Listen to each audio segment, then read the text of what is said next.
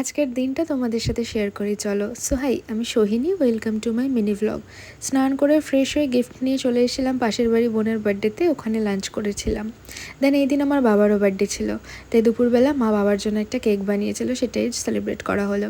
আসলে বাবা বাইরের কেক খেতে খুব একটা পছন্দ করে না, তাই বাবার জন্য সবসময় বাড়িতেই কেক বানানো হয়, সেটা ফাদার্স ডে হোক আর বাবার বার্থডে হোক। দেন এখানে পায়েস মিষ্টি খাওয়ানোর পালা চললো। দেন আমি আর ভাইও একটু কেক খেয়ে নিলাম। তারপর দুপুরে একটু রেস্ট নিয়ে বিকেলে বেরিয়েছিলাম। আসলে এই দিন ছিল ফ্রেন্ডশিপ ডে, তাই অর্ঘদা ফোন করে বললো বেরোবি। আমি বললাম হ্যাঁ অবশ্যই বেরোবো। তারপরে চলে গেছিলাম ছায়াবিথি ক্যাফেটাতে। ক্যাফেটা তো আমাদের রিসেন্টলি ফেভারিট হয়েছে। প্রথমেই এখানে অর্ডার করেছিলাম চা, দেন অর্ডার করেছিলাম ক্রিস্পি চিকেন।